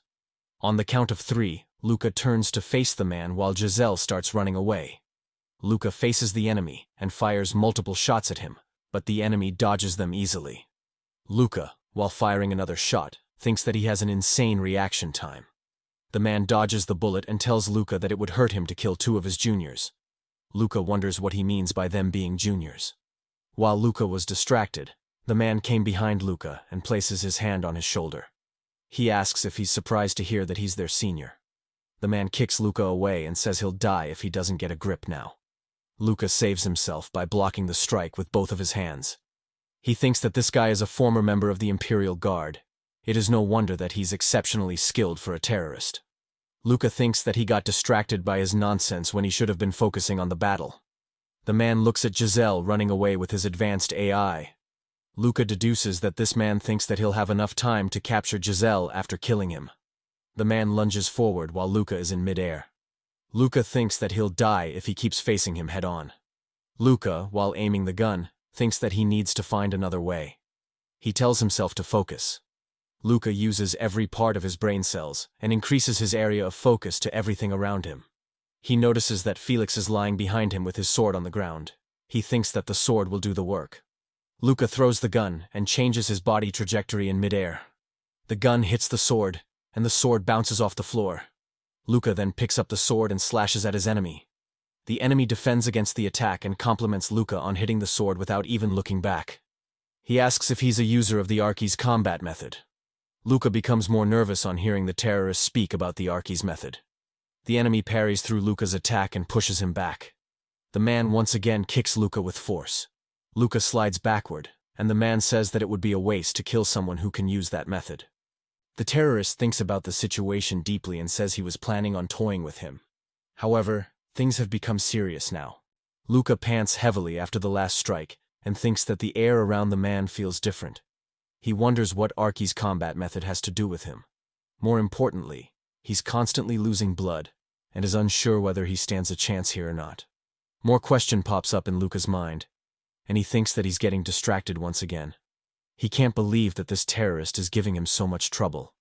The man calls Luca a kiddo and advises him to back down. He doesn't want him to waste his life on something so trivial. Luca exhales deeply and thinks that this bastard is looking down on him. All of this jeering gave him some time to think. He believes his injuries, this person's identity, and things like Archi's combat don't matter at all right now. Luca dashes forward and thinks that what matters is the burning hatred he's feeling towards this bastard. Luca tries to slice through the enemy, but he swiftly moves away. Luca looks up and sees him to his left side. He goes for another strike, and the enemy tells Luca that he has trained hard at his age.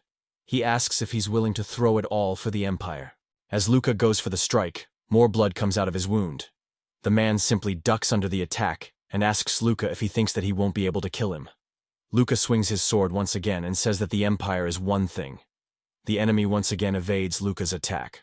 Luca, while holding onto his sword and blood coming out of his wound, says that he can't stand his irritating attitude. The enemy lets out a big laugh. He tells the kiddo that this rebellious personality doesn't belong in the Empire. He's sure that they will run into each other again, so why don't they exchange their names? He goes by the name of Rick Kaiser, a Republican. Luca says that he's a terrorist then. The man says that he's putting things too harshly. It would be better if he associated him with the resistance. Luca mocks the man and says he can't understand a thing until he stops barking like a dog. The man becomes serious and asks Luca if he thinks that he can't bite. The man starts jumping up and down on the same spot, and then suddenly, he vanishes from the spot. He attacks Luca with speed and strength and breaks both of his arms. The man goes for Luca's leg next and rips it apart. He holds Luca by the neck and tells him that this is his last chance, so he should beg for his life. However, Luca just smiles at the man, refusing to beg. Luca then spits at the man, and Rick replies that he likes that. He tells Luca to give Kin his regards if he survives this. He should tell Kin that Rick Kaiser is doing well.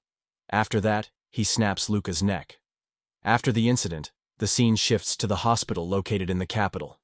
Felix is lying on the bed with his neck immobilized. He asks Luca if he's there, and says it hurts like hell. Luca chuckles, and says that it would hurt if he tried to move his neck too much. Luca then becomes serious and thinks that Felix's brain was severely damaged. The help for his broken neck came too late. However, he was lucky. Right after the intruder got him, he heard that 4 Imperial guards had arrived with Giselle to save him. If they hadn't administered the first aid immediately, he wouldn't be here either. Suddenly, Chief Heil shows up in the room, and he tells Luca to be seated.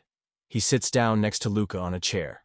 Luca tells Heil that Felix performed his duties until the end, and Heil agrees to it. Heil says that he wants to hear his report now. Luca explains what happened and concludes every detail. Heil says that Rick Kaiser's real name is Rick Silva Nunez. He's a first-rate wanted criminal whom he just fought. Luca replies that he didn't know that Rick was a first-rate criminal. He has never heard his name before. Heil says that all wanted criminals are not made public, especially those who bring shame to the Empire. Luca thinks all of this makes sense now as to why he never heard about him. He wonders if this wasn't the act of a lone terrorist. Heil says that it would be bad if he kept him in the dark about this operation. Heil explains that Operation Juliet was a plan he set in motion 5 years ago. The goal was to infiltrate the anti-Empire terrorist organization called Nemesis. Luca asks why infiltrate and not annihilate them. Heil says their decentralized structure makes them impossible to wipe out by conventional means. No matter how much they killed, they kept multiplying. So, they had to get rid of their head. Luca asks if the plan failed then, because Rick wasn't captured. Heil smiles and says that the plan succeeded. They successfully planted a spy at the core of Nemesis. Luca asks what he means by that. Heil says that Barbara is their spy, and Nemesis recruited her for her hacking skills. On hearing the truth, Luca remains surprised. Heil says that their efforts paid off, and Nemesis recognized Barbara's talent. However, he had no idea that she was so unhinged. Luca wonders if that crazy Bish is on their side. He thinks that a lot of people suffered because of this operation. Felix, whose brain got damaged, the dean, who wasted so much time chasing after the culprit, and his own daughter, Giselle, was tormented by Barbara for so long. Did he consider all of them as disposable pawns?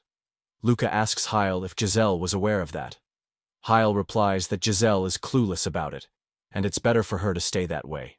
Heil asks if he understands now why he's telling him all of this. Luca understands that Chief Heil wishes to eliminate his enemies in one single swoop. He wonders if this is it for him. Would he be killed as well for knowing too much? Suddenly, Luca sees a document appear in front of him, and Heil tells him to read it and sign it. Luca starts reading the document, and a nervous smile appears on his face. Heil says this is the document for him getting adopted by his family, and he says, "Welcome to the family, son." After a few days of taking rest, the medic robot starts taking the support device off Luca's back. He removes the screws impaled onto his skin and tosses them down. Luca thinks that Heil said that the paperwork for adoption would take time, as their family has a few stubborn elders. The robot removes the support device from Luca's back and says he may feel pain and discomfort for a while. Luca puts on his clothes and gets ready to leave. Felix, while being bedridden, asks Luca if he's leaving. Luca replies that he has to go, as he has something important. Felix wishes Luca good luck on his journey, and Luca feels it for Felix. The door closes, starting the next arc of the protagonist's story. Luca goes back to the academy and roams through the academy hall. He thinks that Barbara is a witch. He couldn't believe at first that she was a spy implanted by the Empire. Even thinking about it now leaves his heart racing. However, her actions weren't just acting. He believes that she's a twisted human being. He wonders if her personality is designed like this by the Empire. Luca stops in the middle and wonders if all of that is happening with him is a coincidence, starting from the fact that he got out of the orphanage in the lower sector. And then he met Kin and learned the Archie's combat method. He wonders if his actions in the academy were pre-planned as well. He used to believe that he was acting of his own free will, and if that's not the case, then all the hard work he did to overcome his background was for nothing. Luca grits his teeth and thinks that can't be true. He tells himself not to waver. He believes this is just a delusion, and the chief centurion might be testing his loyalty to the Empire. Luca clutches his hand and thinks that he can't lose here. He believes this is his chance to change his life. When Luca opens the door, he sees Kin in front, having tea. Kin welcomes Luca and asks if he enjoyed his time at the academy. Luca replies he did, and in fact it's a miracle that he made it back in one piece. Kin already knows what happened and apologizes to Luca for what happened to Felix. Kin hands him some tea and says that Felix was an excellent trainee. Luca looks at his reflection in the tea and wonders if Kin truly means that. Luca sips some tea and tells Kin that he met a terrorist named Rick. Rick told him to inform you that he's doing well. Kin smiles and says that it's nice to know that Rick is doing well. He never thought that he would end up as a terrorist. Luca says that he seems to be quite close to Rick by the way he's talking. Kin replies that he and Rick were from the same batch of recruits. His reaction speed is incredible, and it's a good thing that he survived the encounter. Luca asks if doesn't he contact Rick anymore. Kin tells Luca not to get the wrong idea here. He may be retired, but he's still on the Empire's payroll. He wouldn't contact a terrorist unless he wants to get kicked out. Kin further says that he must not have reported this to Chief Centurion. Luca says he didn't report it because it could have led to his immediate execution. He wanted to verify this info by himself before making the report. Kin says that the Empire would have executed him long before if it were something trivial like this. Kin calls Luca a good boy and asks why he's trying to butter him up. Luca clutches the cup tighter and asks what exactly Arky's combat is. Kin asks why he's curious so suddenly. Luca says that the Empire keeps a list of all the users, and it's the reason that Rick didn't destroy his head. Luca's hands tremble after telling Kin about it, wondering what Kin will do to him now. However, Kin just casually sips his tea. Kin smiles and says that he got there faster than he anticipated. He further tells Luca that he knows too much for being a mere trainee. Does he understand what this means? Luca replies, he does. Kin explains that about 200 years ago, in the year 3518, the first rebellion in the history of the Empire occurred. The one who led the rebels was called Noel Mualizka, an executive consultant. He was a great contributor to the Empire, as he created the basis for trajectory manipulation, cybernetic implants, and various other combat theories. Noel determined that an all-out attack against the Empire was futile, so he decided to fight using guerrilla warfare. And that was how Arky's combat was born. This information sends shivers down Luca's spine. He can't believe that the combat methodology he has been learning now originated from treason. Kin says that Noel's rebel army resisted the Empire. They replaced their strategist with Arky's combat user and kept fighting. Luca sweats profusely and thinks all of this makes sense. The downsides of Arky's combat method are non-existent when they are applied to guerrilla warfare. Luca says that their lives were more important than damaging neural functions. Also, since they lacked a uniform methodology for their troops, so a more flexible combat methodology was developed. Kin smiles and says that he's right. Kin says that Noel and a few key members always found a way out, even after the countless operations Empire conducted to wipe them out. The rebels then dispersed across the Empire to recruit more soldiers to strike key facilities of the Empire. It didn't matter if they got discovered, they were simply able to chop off their tails. Luca thinks that he can draw the picture in his mind.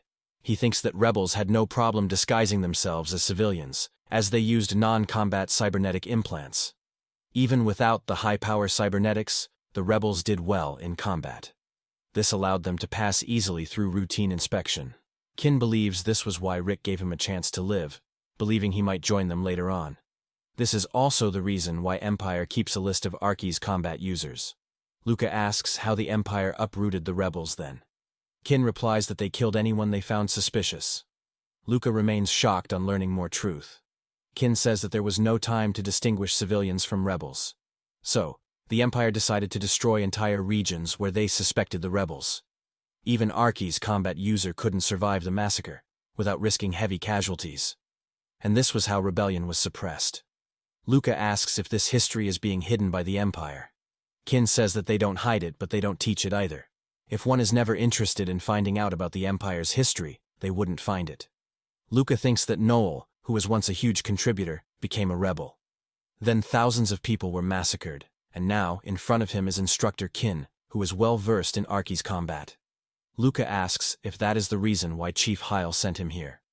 Because he might believe that he still has connections with terrorists. Kin claps for Luca, and says that he has done well. He tells Luca that if he finds any evidence that he's in contact with the Nemesis, then he'll rise to the heart of the Imperial Guard in an instant. Luca wonders why he is so calm about it. He tells Kin that he doesn't suspect him of being in cahoots with the enemy.